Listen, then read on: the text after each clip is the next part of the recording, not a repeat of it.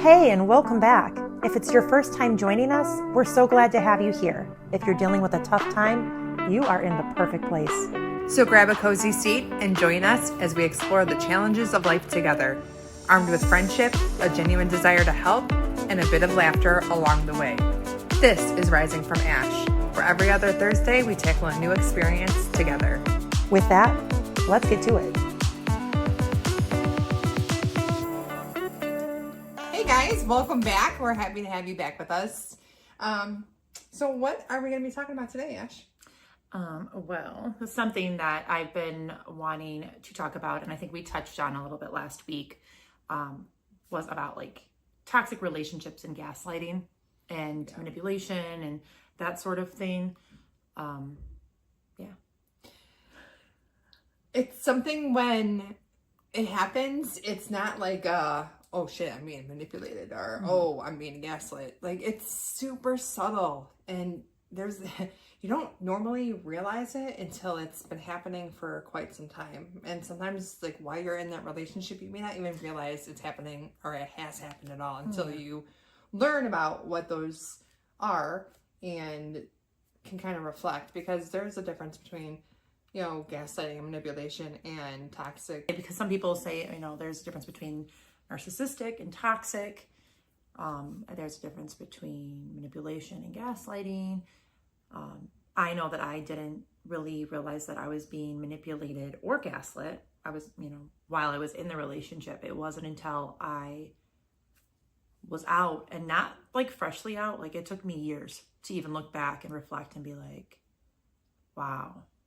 So what made you realize it was gaslighting or manipulation? Did you read it somewhere? Did you hear about somebody talking about it? How'd you?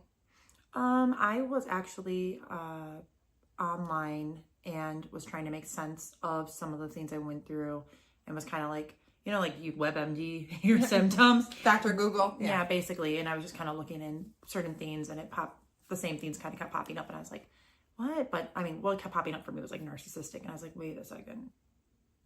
No, because and then if you read about, you know, oh, he loved me. And then you start reading about the like behaviors of a narcissist or a toxic person, and then and manipulation kept popping up, gaslighting kept popping up as the main, like not symptoms, traits. But traits. Thank you, like the traits of them. So then I started looking more into what gaslighting was exactly, and then looking back and putting my relationship, like plugging that into it. I was like, oh my gosh, yes, this absolutely, was that. That was that. Yeah, I was manipulated here. I was gaslit here. So what's the difference? You made me pull it up. So, what did we say last time? So gaslighting is more of, you were there. Oh yeah, not necessarily. I made you explain this last week. But you were there, and they're telling you that the events that occurred are completely different than what happened, or that you're not remembering it correctly. And you're like, wait a second, that's not how I remember it going down. They're like, no, you're crazy. Why would I lie about something that silly or that little? But that's where they start kind of like training you to believe what they say. And then it gets to the point where you don't question it because you're so mentally foggy. And that's kind of the gaslighting. And I remember in my past relationship, I would like psych myself up. Like, I'm not going to be gaslit. Like, I didn't even know I was getting it. I'm like, I got this. I got to like stay clear in the head. And somehow I would like get completely turned around and stuff. But that's also part of the manipulation. So manipulation is like controlling the dynamic, controlling the narrative. Thank you. That's the word I was looking for. Thank you. Controlling the narrative to make it fit their wants, their needs, their agenda. Yeah. So they're similar because they're both not. They both make you kind of question reality a little bit. It's they're not both like getting some. It's not being honest. They're both getting you to do something or agree to something that benefits them. That benefits them. Yeah, that necessarily you want or would benefit. And it's not honest. Gaslighting isn't honest, and nor is manipulation. So yeah, manipulating. Yeah, and the gaslighting is more of like that, making you question your own reality and the way that things happen. The whole sanity and all that stuff. You start to feel like you're crazy. Yeah, absolutely. And yeah, But yeah, again, that's not being honest. That's not at all. I kind of looked at like gaslighting as in this relationship, I'm building this home and I'm laying down all these bricks and I'm building this home.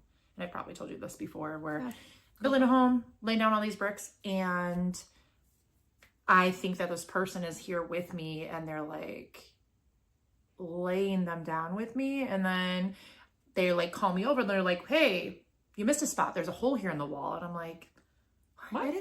How do you miss a hole in a wall? Like, there's no way. And then I look, I'm like, oh my gosh, there is a hole in the wall.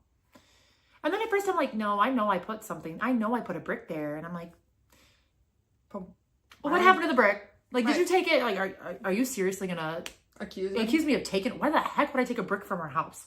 I'm on the other side building with you. That makes no sense. And then I'm like, that doesn't make any sense. And now I'm accusing him of something he didn't do. Man. What the heck's wrong with me? Right. So then I go back to... Maybe I'm losing it. Yeah, so then I go back to building and I'm like, okay, I won't forget. I'm so sorry. Right. I apologize for something I didn't do. I'm so sorry. I'm so sorry that I forgot that. I won't do that again. And then we continue building. He goes back to his side. I'm on my side. And a little bit further, he's going down, like, hey, you missed a... I'm like, there's no way. And then eventually I'm like taking pictures of it because I need to have like some sort of evidence and proof that like, no, there was a brick there. And then if you get enough holes in the walls, so this is our relationship, we're building this home, and if there's enough holes in the walls, it's not going to be stable. It's not going to last. It's eventually going to tumble down. Correct. So there's too many holes in the wall. The whole thing crumbles and they come over and it's all your fault. And you're left in the relationship going, I don't even know what I did because I was doing my best. Right. I did my best. I tried to do everything I could, and I don't even understand what happened. I don't understand what I did wrong. I don't know how it happened. Like I don't know. And they're like, yeah, it's all your fault, and I'm out of here. Like I can't build a house with somebody who doesn't know how to build a house. Right. And then they leave. And it's like, unless you go back and heal and look at that relationship later on, because now you're left with rubble and you're starting over from scratch on your own. It's like, unless you go back and heal and you look, you'll find there's a bag there or whatever around the house. And in that bag, when you open it up, you're like, oh crap, here's the missing bricks. So they really were taking the bricks and they've got them in their little bag of tricks there over here. And they kind of just discarded it and thinking you're never going to come back and heal from it. Right. So they don't honestly take accountability or think what they did was wrong anyway. So they're like, don't need this anymore. I'm moving on to a new relationship. I'm going to have to empty out my bag here. Yep. So I can fill it with some more bricks, because they do the same thing in the next relationship. And you're like, rinse and repeat. So unless you go and actually do the healing, you'll never find that there's a pile behind the tree or whatever. There's a pile of bricks going, right. This is every brick that I thought I placed and misplaced. You told me that I didn't put in. Mm-hmm. And you convinced me. I did.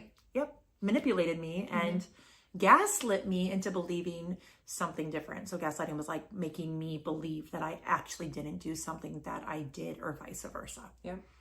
So that's kind of how I look at it. And that's then how it starts to make you question every single your reality. Yeah, and everything that you do, and like question yourself when you're like you're solid with yourself, and then all of a sudden like that's the worst thing. It's like the worst. So the last part, I don't.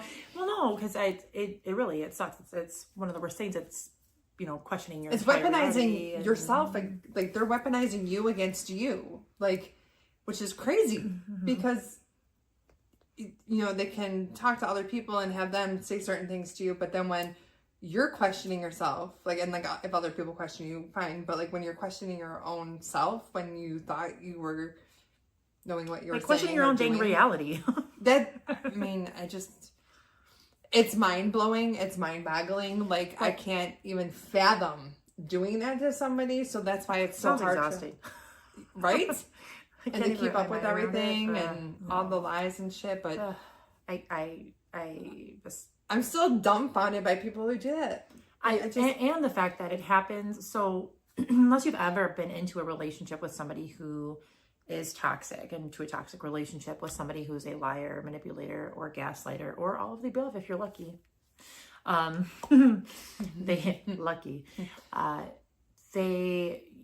you don't really understand how it happens, because before, and we've said this before being into these toxic relationships, we never realized that, like, Are you gonna say better women? oh no, before we were in these toxic relationships, I'm like, where is my brain? We've said it before, like, we've never realized that it was even happening. Right. You know, like because it happened so slowly. So, like, I was never one before. I'm like, oh, there's no way I'm ever going to be that person. I'm never going to be that girl. I'm too strong. I'm too smart. I'll walk away. And then you get into it, and it happens so slick and subtly. That's what I was getting to. Sorry, lost my train of thought. Slick and subtly, that, like, you don't even realize it's happening. Right. Until you're, like, way deep in, or you step out of that relationship, and then you're like, whoa. I didn't even see it happening. I didn't see it right that entire time. So yeah. And then because you mistake it for other things too. Yeah. Sure. For example. For example, like when somebody is very, very controlling of you. So my time, can kind of control who I talk to, when I talk to them, and then controlled other parts of my life too. And I took it as protection. Yeah. And, like, because they care and they're trying to protect me, or they love me so much, they just want to be surrounded by me. Mm-hmm. And, he doesn't want me to hang out with anybody else because he just loves spending time with me. Not that it's controlling. Right. And then over time, I lost touch with everybody who was my support system because I was so infatuated and isolated with him. I became isolated after time, and I had done it to myself and didn't even realize I was doing it. I mean, you were allowing it. I was allowing it to happen. He was the puppet master, and I was the puppet. And I didn't realize that it was happening and that I was allowing him to pull the strings. Right. Because, we said like a little puppy dog following behind them and trying to please them, and like, you're in their shadow. And you can have anybody, and you put them on the pedestal, and you're like, I don't want to mess this up, so I'll do whatever you say. And because over time they also have they devalue you. So first they value you and they, like, raise you up, and then they end up devaluing you over time. When you meet them, it's like, oh my gosh, this is my soulmate. This is the person for me. This is, wow, I am so lucky that I have this. I've found this, the way you feel for them. And they know exactly how to win you over, how to manipulate you, and how to, like, earn your whole trust and everything. And then, later on, so then they start to devalue you. So the things maybe that they found desirable suddenly become annoying, or the littlest things. They'll start picking on you in the littlest ways. And then I think it's also, you become so consumed with what's wrong with you, you don't see what they're really doing, or pay attention to what's wrong with them, because you're so... It's a deflection. It's a look over here. Mm-hmm. And then they're doing something. Yeah, like the magician. Like, yeah, so it's... Sleight of hand. Yeah, it really is, though. So then you don't even realize. Right. Yeah, I was in... I don't even know. I don't know how I got through that. Looking back, I'm like, my gosh, how many things how I let him make me devalue myself so much, to the point that I felt so lucky to have him, like he was something so special. And granted, my love for him was real, but it just wasn't met with the same love, because he was unable to love the way that I did. Right. And that doesn't mean that there's anything wrong with you if you do give somebody your whole trust and love and heart. Like, you're a good person. You want reciprocity. Unfortunately, a lot of times good people attract the wrong people. And if you have like traumas from childhood or whatever, that adds to it, and you accept a lot more. And they say that it creates a lot of empathy in you when you do go through things when you're younger. So, or you find a relationship that somewhat matches your childhood, because that's what you know as love.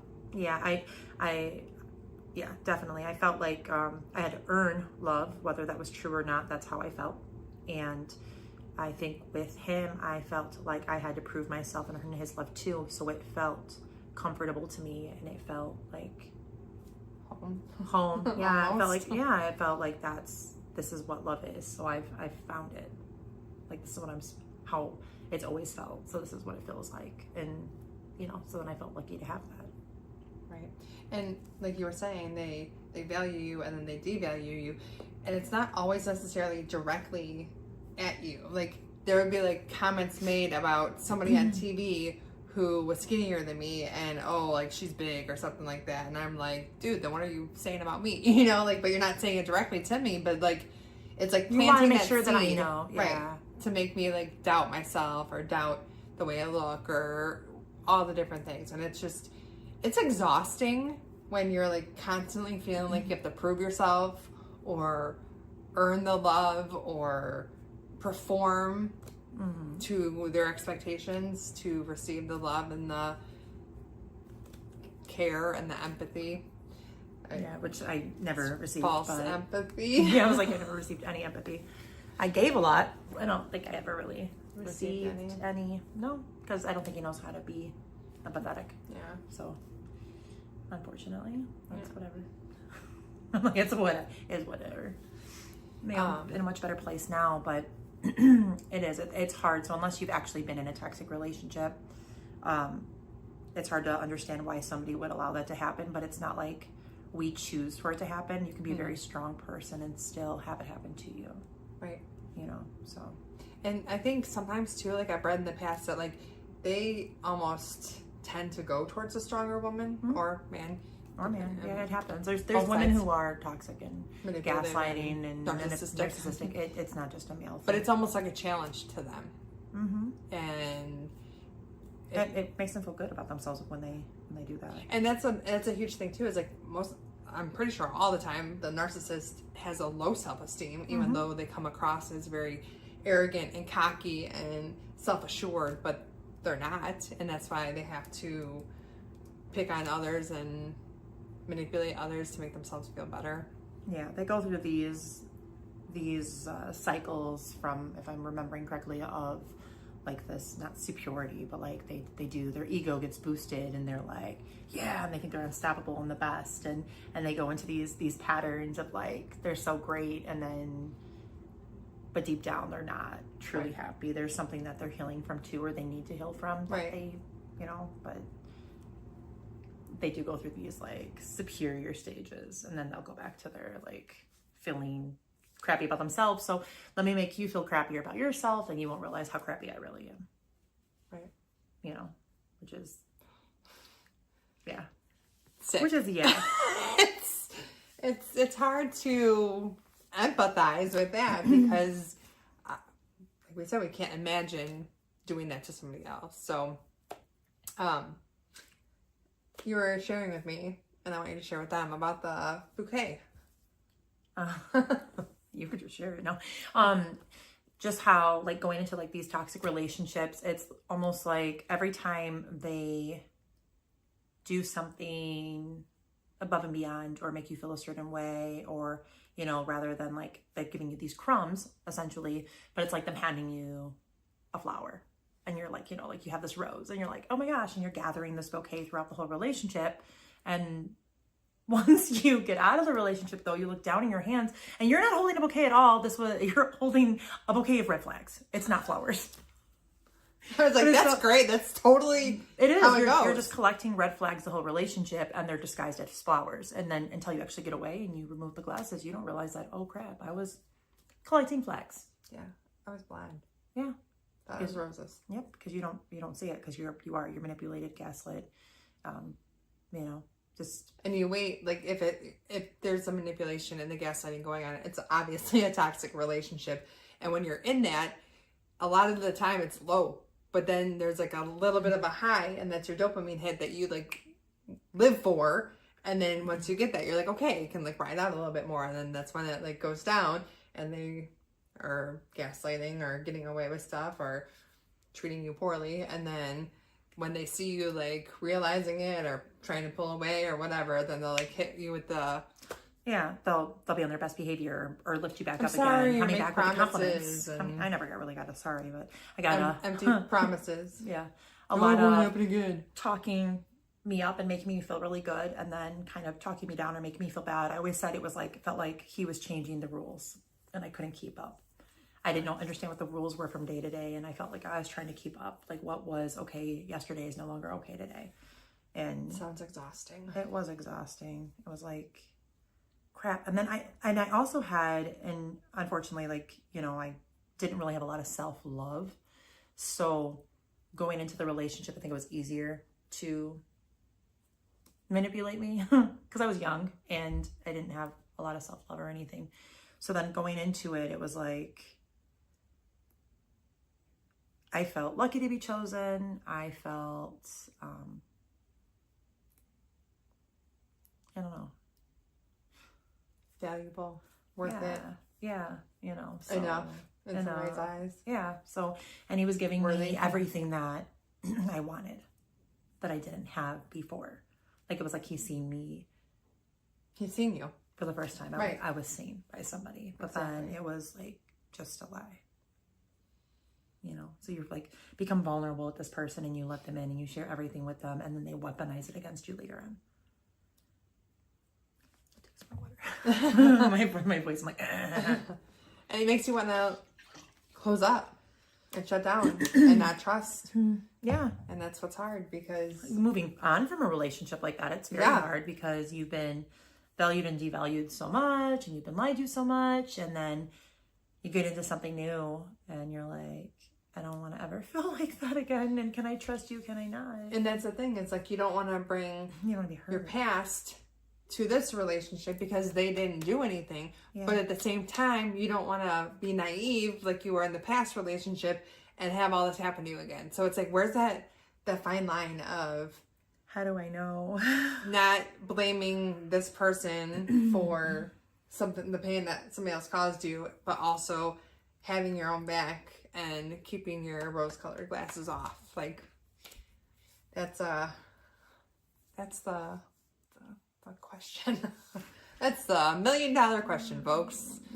Where's that line? I don't know. I'm trying to work through that too, because I don't want to come into a relationship like on the defensive and be like, okay, like everything they do, and everything overanalyzing everything. Yep, overthinking, overanalyzing every little thing. He didn't text me back, and he usually texts me back by here. And talk to somebody else.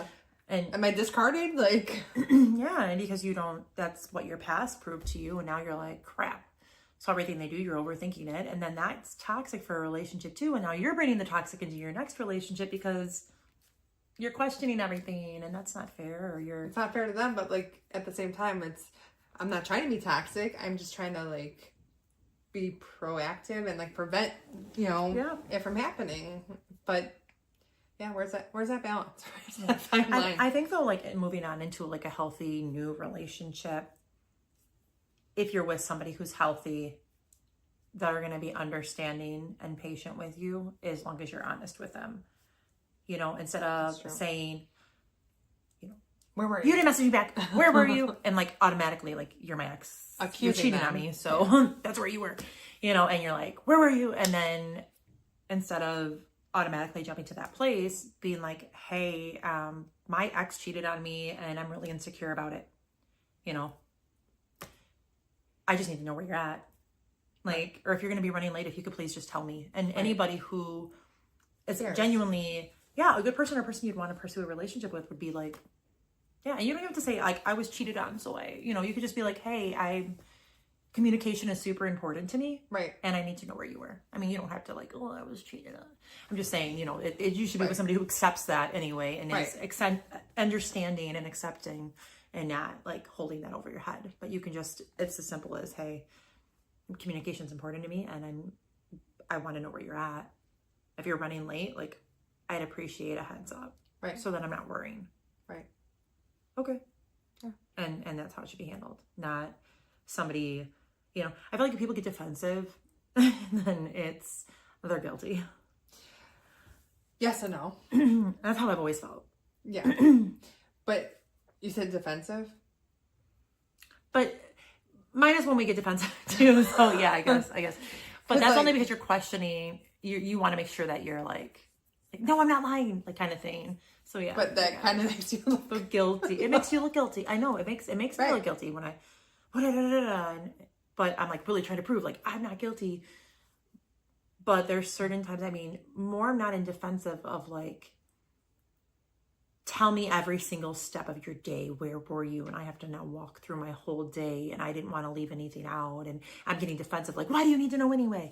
Like, you know, that's one thing. It's another to be like, hey, you know, if you're going to be late, like let me know. Or, hey, you know, like, hey, if you're going to be late, communication's important. I'm not saying, so where were we at 5 o'clock? Where were we at 6? Where were you 7? Like, you know, then if I got defensive about that, that'd be understandable. Like, how the hell am I supposed to know where I was all day freaking long? Right. Well, I didn't know I had to give you a play-by-play. I didn't know how to write it down. Right. But if I'm just saying, hey, communication's important to me. If you're running late, if you could let me know, it should be a simple yes. But if somebody's defensive and is like, why do you need to know where I'm at? Then that's a red flag because it's like, I didn't even say I need to know where you're at. I said I wanted to know if you were running late. Right. So why are you all... Now you're switching even the question. Like, I just want to know if you're running late. Right. Because I worry about you. I want to know, like, oh, wow, you're toxic. Like, you need to know when I'm running late. I'm sorry, Mom. I'll make sure to let you know next time. And it's like, wow, you're getting really defensive for no reason. Yes. That's more what I... Yes, and I concur. That totally seems guilty. Yeah. Total red flag. Like, and especially if that's out the gate with the relationship, that's a hard no. That's a hell no. Yeah. Nope. Yeah. Next. Yeah, that's what I mean. More so like that whole... That dynamic. Gotcha. Yeah. Like a little more defensive like that. Not necessarily just a easy question to answer and you're deflecting from it. Right. Like it wasn't that deep. No, I was just asking for communication. That's it. Not that deep. And somebody makes you feel guilty for having you wanting communication or, you know, the bare minimums that should be in every relationship, then that's a get out of there too. Because those are the ones that end up being toxic. Not always, but from my own experience. Yeah. Yeah. And what are some of the bare minimums? Because I think after being in a toxic relationship, it's hard to know, what those bare minimums are, because some people may think, oh my gosh, they're doing that? That's like above and beyond. And other people are like, what are you talking about? That's something that should be taking place in any and every relationship. So what would you consider to be some of the bare minimums for relationships? Bare minimums. Nothing like putting you on the spot. Yeah, right. Yeah. Bare minimums. I don't know. Like, as like communication. That's a big one, you know. And I mean, it's not just the traits of like honesty, communication, obviously those things, but being considerate of something. Like if I say something bothers me or upsets me, taking my thoughts into consideration, not because I told you you can't do something, but because you don't want to hurt me. Like just respecting that boundaries I have and not making me feel guilty for having them. Yeah. You know, those are some bare minimums that I didn't realize in past relationships were should just be given. Right. You know, somebody who's, I don't know, like bare minimums are like simple things like, hey, we're going to dinner and I know you don't, like, it's just like paying attention to stuff that bothers someone else, the little things, like, and those are bare minimum though. Like they really are. Like somebody who's into you or interested in you is paying attention to these things that matter to you, because especially in the beginning, because they want to impress you or whatever. And throughout time, these are things that this person holds on to. Like, you know, they don't fade because the novelty's worn off or the honeymoon months have worn off. Yeah, like it's like I don't like I can't eat shellfish. You know, I really can't. I can't eat shellfish. And I'm like, no joke. And maybe the person I'm talking to like loves shellfish, but it's not like guilting me or pushing me or even asking me to go to a seafood restaurant, even though I have other food there, but there's only like 2 items on the menu that I could have.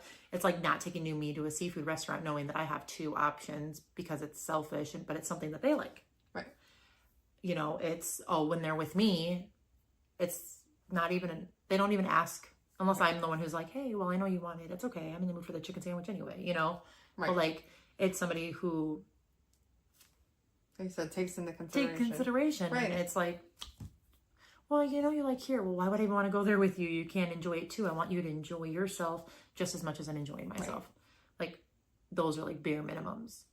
You know, I know some things are more chivalrous, you know, like opening doors or holding chairs for you, or, you know, picking up the bill, or, you know, like chivalry, but that's not necessarily like a bare minimum. Some people require chivalry in their relationships, and some people are more chivalrous than others. You know, that can be your own expectation in a relationship, but the bare minimums are just taking your considerations into, or your considerations, your feelings and thoughts into consideration. They got automatically. You. Yeah. Right. Yeah. No, those are good. How about you? I was asking you because obviously I don't know what. Did I pass? Jeez. Yes, you did. We're on the spot, folks. It's okay. How about you? You feel like you're in an interview? Yeah, I know. I don't know, like, because I've had. Oh, there's things that you've mentioned to me before, talking to somebody, and you're like, and he did this and this, and I'm like, okay. And what? Like, and then? No, and then. No, and then. You know, I'm like, what else did he? Okay, well, that's. You do realize, Ash, that this is bare minimum. Yeah, kind of like when I was having my babies, and I was like, oh, but he brought me Starbucks and stuff, and they're like, that's great that he brought you Starbucks after you had his children. I mean, he was there, but yeah, and it doesn't mean it's not kind, or it's not like appreciated, but it's also not like anything out of the ordinary. Like in a caring relationship, small gestures should be given. Yeah, and I built that up so much in my mind, and I like. A lot of stuff I built up in my mind. I made it like so special, like put it on a pedestal, and I was like, oh, that was so great, you know. And yeah, a lot of people were like, and I'm like, oh, that was so nice though. Like, yeah, it is. But like, you know, I have low expectations, and I really need to raise those expectations, because it's not doing anybody any good with the low expectations. And I need to like kind of figure out why I have such low expectations. It's probably because of my low self-esteem, and it just kind of all goes hand in hand together. But as I raise my self-esteem, the expectations will raise, the boundaries will raise. But yeah, I mean, just different things that I'm like, looking back and knowing at the time, I was just kind of like dumbfounded by like shit that happened. For example, again, I'm going to preface this.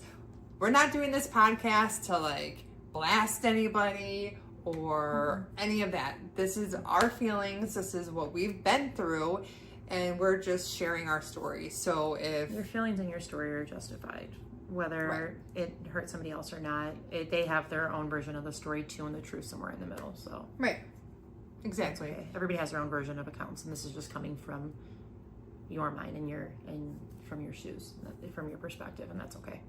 Thank you. Don't apologize. I appreciate you.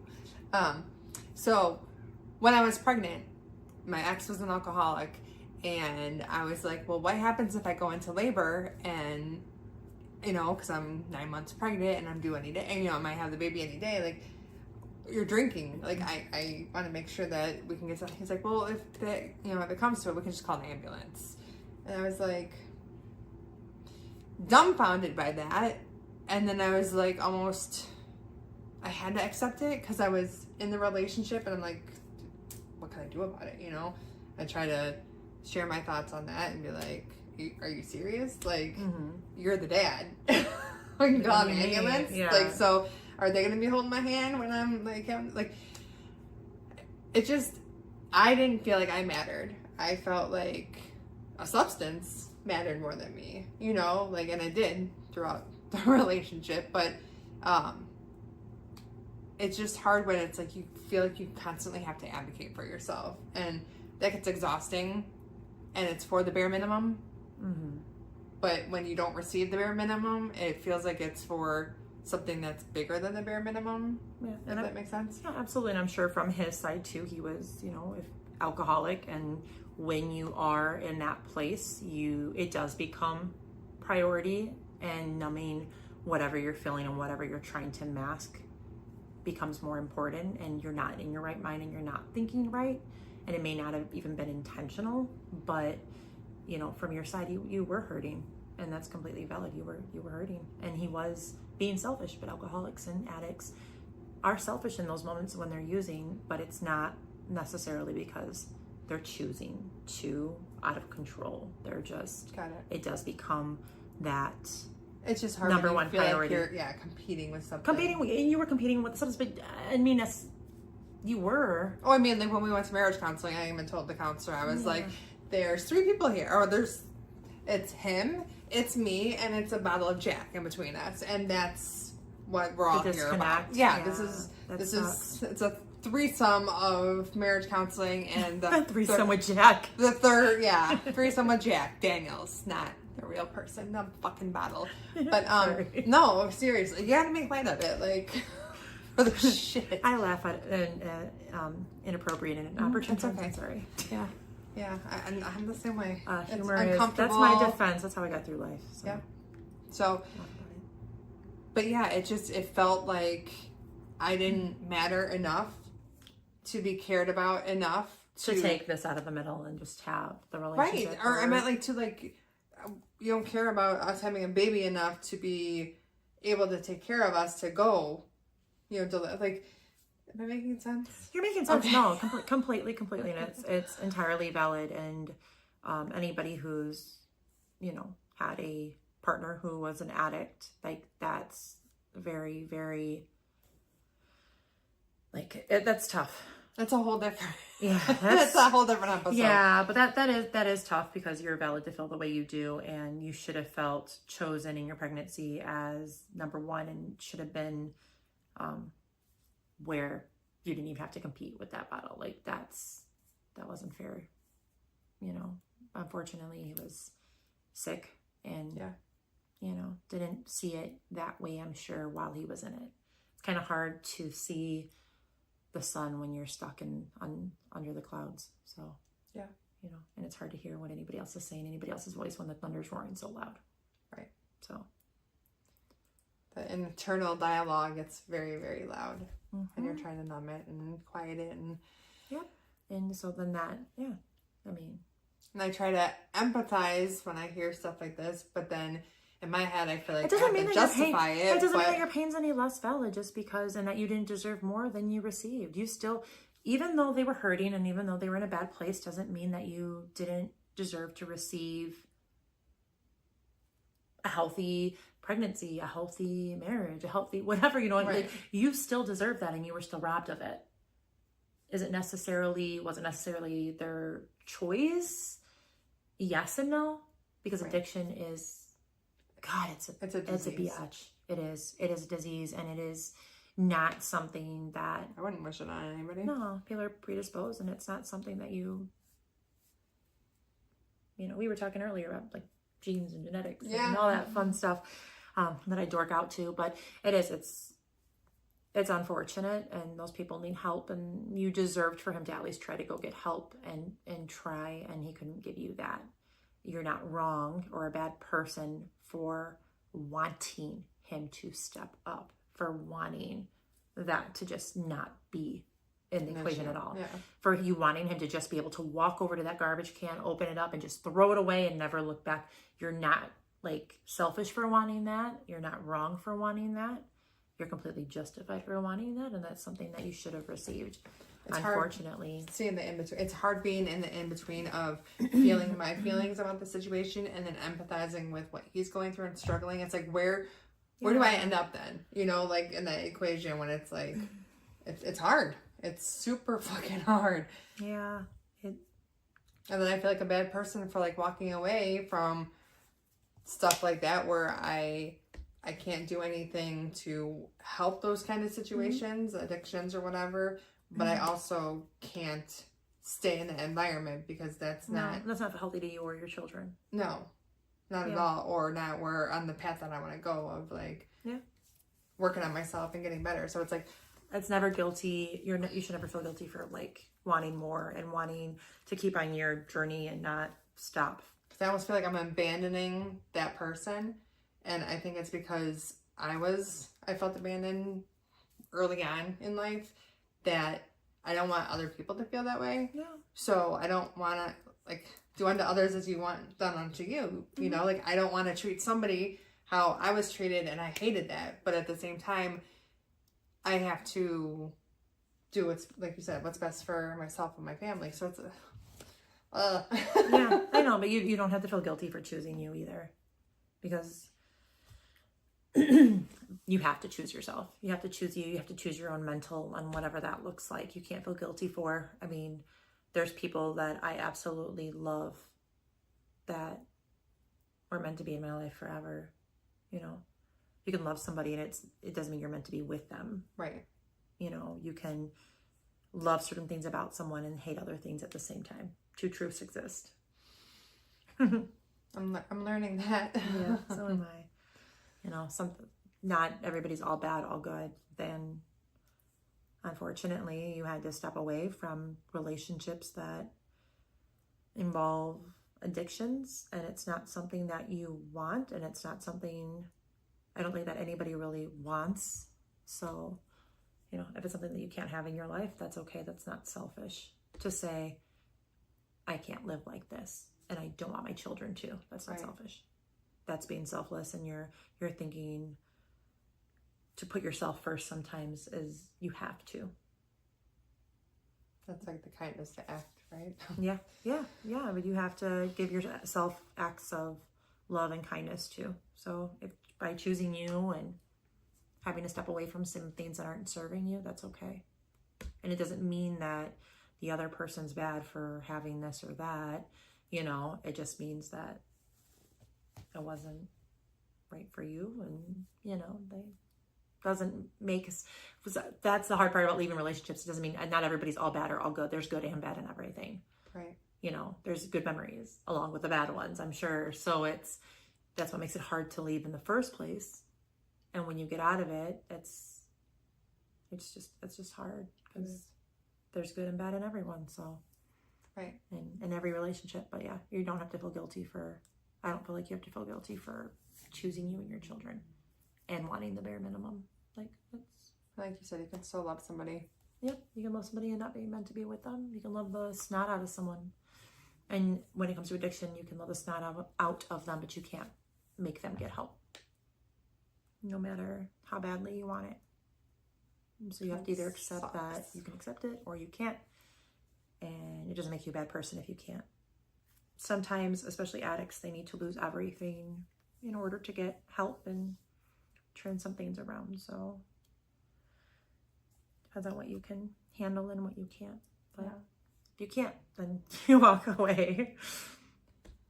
Not easy. Mm-hmm. No, not at all. Not at all. Yeah. Ah, shit. Yes. So in relationships, going back to gaslighting, manipulation, how we kind of got off on a tangent there. That's part of who we are. Yeah. So you're going to learn that along the way, and you can just go for the ride with us. Go with the flow. Yeah. But relationships, when you're in them, healthy relationships are loving and they're not just surviving. And yeah. Really? Yeah. You shouldn't have to earn love, and love shouldn't hurt you, and you should feel like you're living. You're not just surviving. You should be thriving in your relationship, and both of you guys should be thriving and together, and you know. I think that was what was hardest for me in my marriage. I mean, it was long term. Like, we were in a relationship pretty much for 20 years. For a while, yeah. 20 years is a long time. So, a long time. I mean, it wasn't marriage the whole time, but yeah, a relationship. Here I go over explaining. Like, I get it. The relationship, the period of the relationship, from beginning to end, whatever. Right, yeah. was super long time. long. Yeah, Huge chunk of your life. and totally lost my train of thought. What were we just talking about? Your marriage. No, yeah, I know. You were saying something. You said it's the hardest part.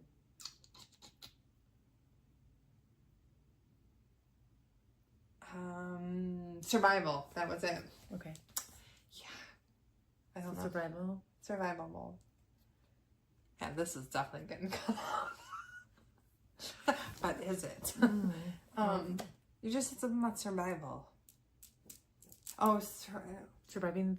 living in survival mode. Survival mode is not. Should be living. I don't know.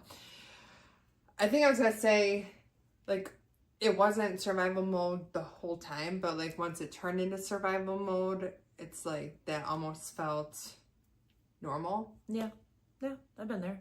It wasn't a marriage of It doesn't matter if it's a marriage or long not, relationship. or very It doesn't matter. super long, but yeah, I got to that point too where I was so manipulated, gaslit. Got to this point where I just went into survival mode and tried to make them happy all the time, and then that became normal, and I don't even remember what it felt like before I was in survival mode, because survival mode took over any happiness and healthiness out of the relationship. Now, were there still memories that were happy? Absolutely.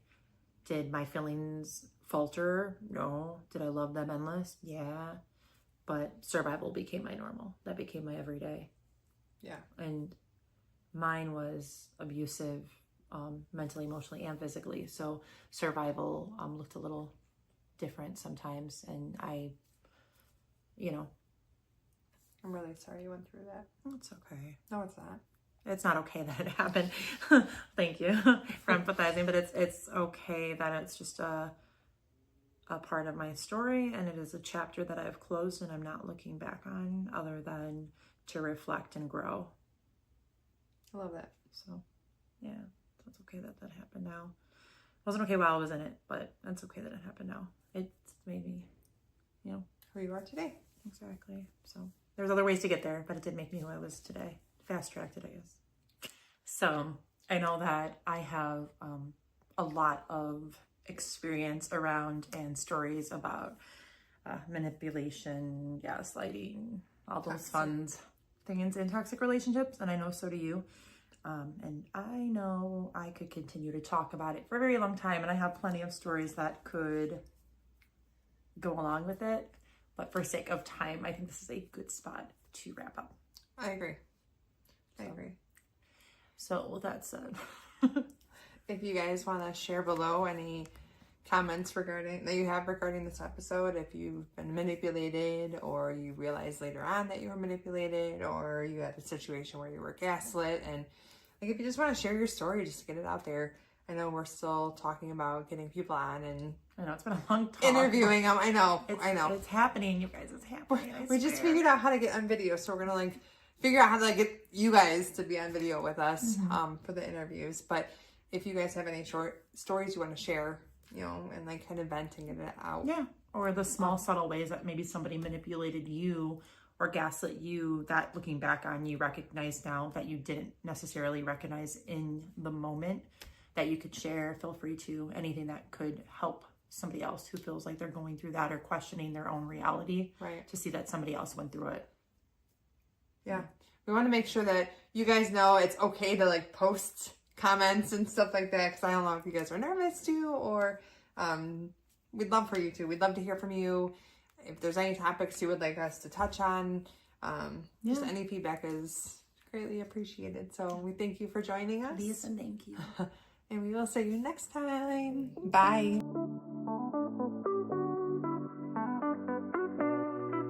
We really appreciate you spending your time with us today. Hopefully, something resonated with you. We can't wait to have you back next week. Until then, take care of yourself, and always remember, it's never too late to start healing. Just a friendly reminder, we are not professionals. If you or someone you know needs help, we encourage you to check out the professional services we have linked below.